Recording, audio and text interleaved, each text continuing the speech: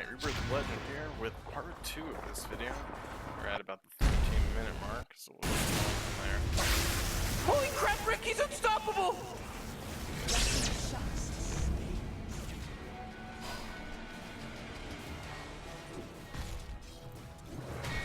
Oh, Radiant's bottom tower is under attack! Thank you. Radiant's bottom tower is under attack!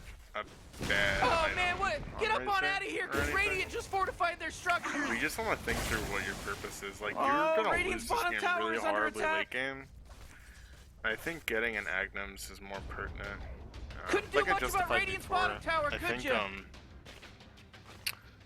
drums into like BKB Ags or drums into Ags BKB or something would be really good because it prevents a lot of their damage and gives your team a lot of initiative.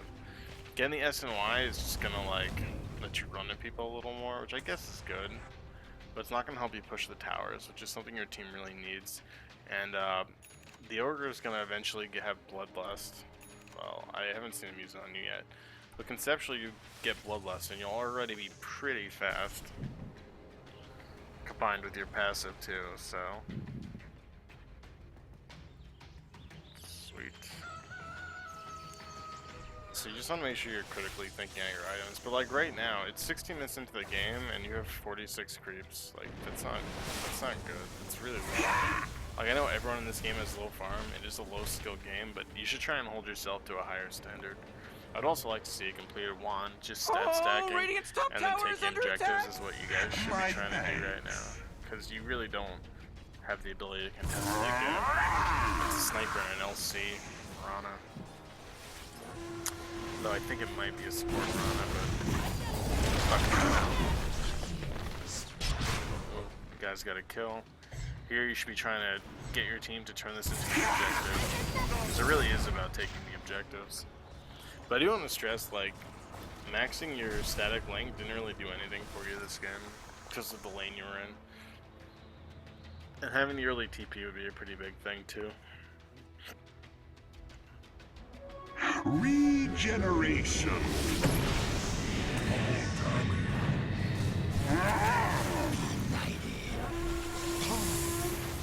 Oh my gosh, Morty! He's from Boston because you say it really fast a bunch of times, it starts to not make any sense. Ownage! Oh, Radiant's top tower is under attack. It should be against the rules. Like this right here is like a game-winning fight. You guys should be able to take a lot of objectives off of this. It's really, really good. So like here, they're almost up. You should probably take this tower and back up in Roshan as a team. You're not the best Roshan carry. You're the best Aegis carry, but the rest of your team is really crappy, so you can use that and pivot it into like another really big team fight. I know one thing you asked about was getting a Desolator. I think it's really bad on Razor. You're not really a great right-click hero. If you're trying to like rat, it might be like okay, but I think an Assault Cuirass is better. I know they're not exactly equal, but well, that is a black hole and a half. That was really good. It makes up for his shit black hole top. So good. Now you get to just run people down, which is good. See, they're not playing this correctly. They need to try and like get pickoffs and take quick objectives. They don't want these prolonged skirmishes. Your team is just gonna shit on them during it, and they don't want to be doing stuff at night either, because that Night Stalker is gonna be a problem. But they're just crumbling because they don't really have the farm to like contest you guys right now.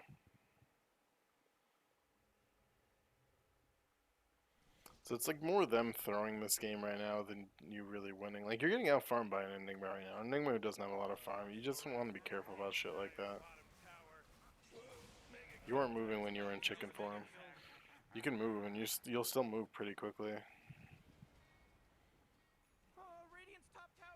Right now what I'd like to see you get next is probably the Agnums. Okay, so this is terrible. This is terrible itemization right here. This is just going to increase your ability to right click. Razor's not... He's not really a right-click hero like you'd think of. Like, yeah, he's an agi carry. Yeah, you have that damage thing. but like he doesn't like man up on people in like a traditional way where you'd really want a Desolator. The Ags is going to help you out a lot more because the Ags does huge damage, and two, it hurts buildings. And like, yeah, Desolator can hurt buildings too, but it's not as good.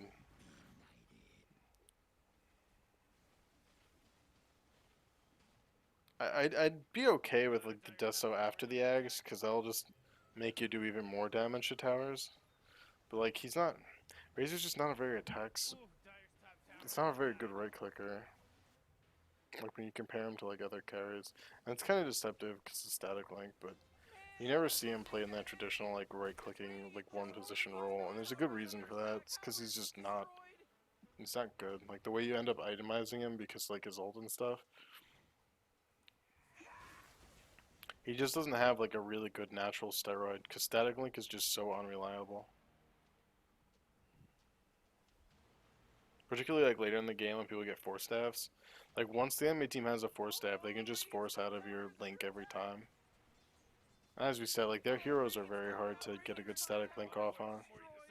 The Ags, all you have to do is stand there and you'll just do tons of damage. You don't have to worry about clicking people down or doing anything else. And the AC has an AoE effect that helps like your whole team. It makes your static link do more damage. The Deso Rush is definitely not good though. I'm gonna put that out there. I don't play a lot of Razor, but I've never seen anyone do that, and I'm gonna go ahead and assume it's for a reason. And I would also probably never do that.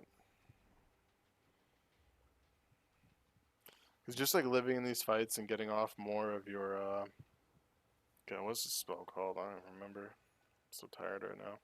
Getting off more plasma fields and just living with your ult is going to do tons more damage than the Deso is going to do. So you can just build survivability, like Ags and survivability, and that's how you win this game. The Deso is just kind of silly.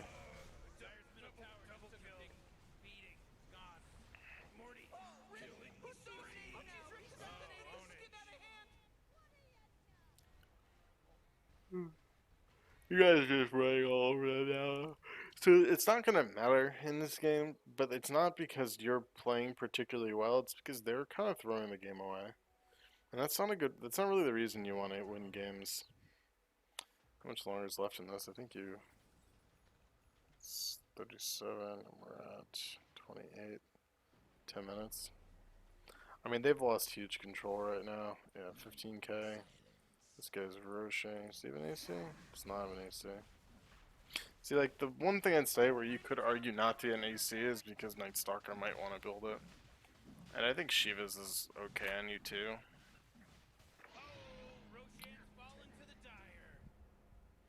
But if you really want to bring on tower, it's like, I guess you could try and include the Deso if he has an AC. But if he doesn't have an AC, then you should probably be getting it. But this isn't a lot of farm for right now. 120 creeps at 30 minutes. So you need to put a more concentrated effort into actually like getting creeps in between stuff. Not looking at him.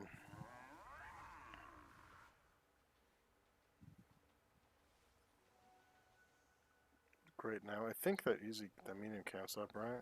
Okay, the Enigma just killed it. But like you could have farmed that. There's no reason you couldn't have.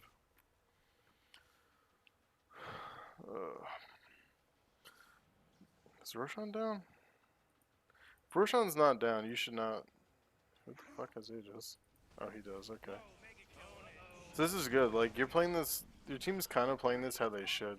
You guys got a big advantage. You took Roshan, and now you're just turning that into a barracks, which is really good because their late game is quite scary. Because Sniper can just sit in the back, and they just try and avoid fighting. And here's where the Ags would freaking kill it, because you would just take down these towers and the barracks just so quickly. And it's not much more expensive than a Desolator, and the build-up's pretty comparable.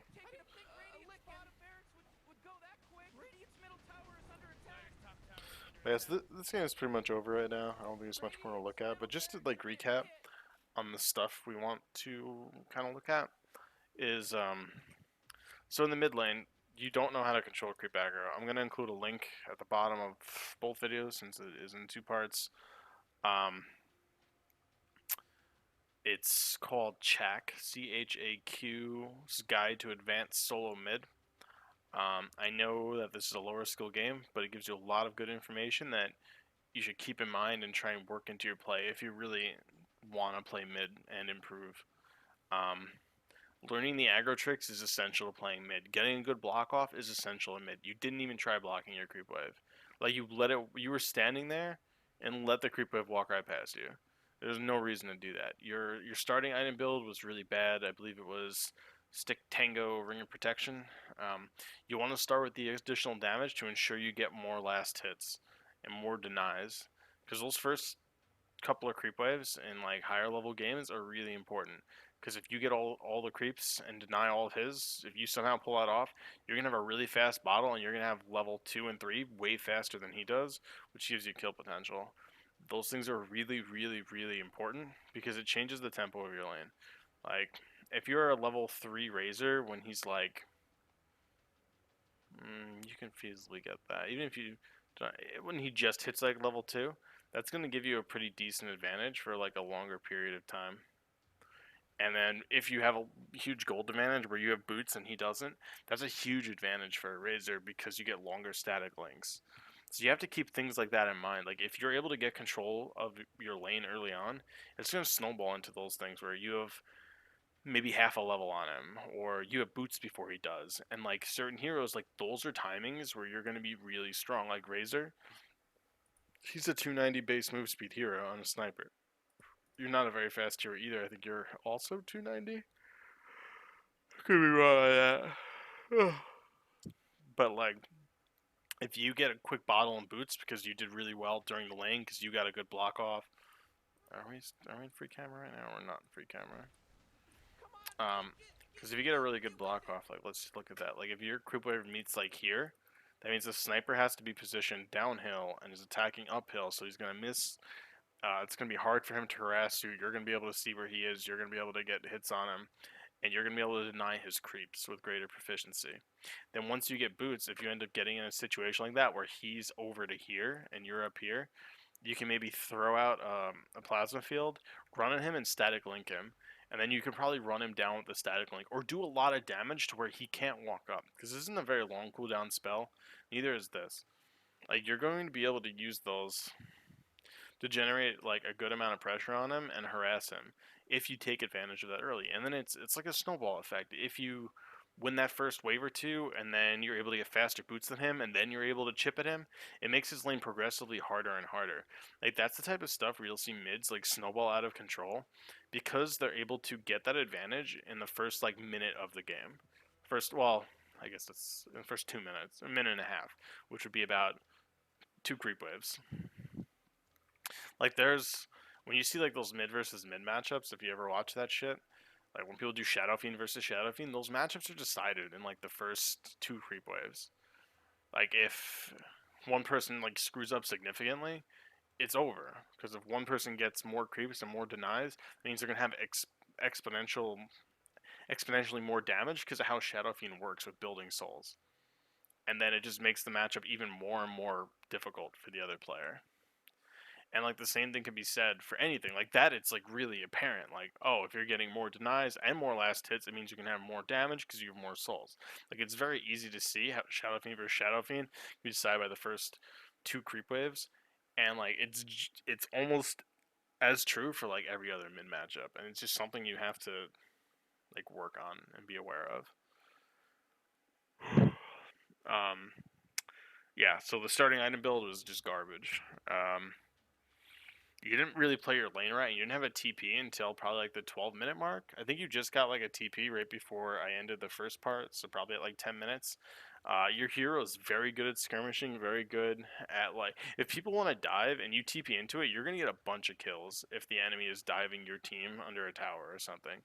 Or if a fight's going on, you want to be there because you're a pretty fast hero with like huge AoE spells that like go out really far and do a ton of damage early on, and your static link is very strong, particularly early on.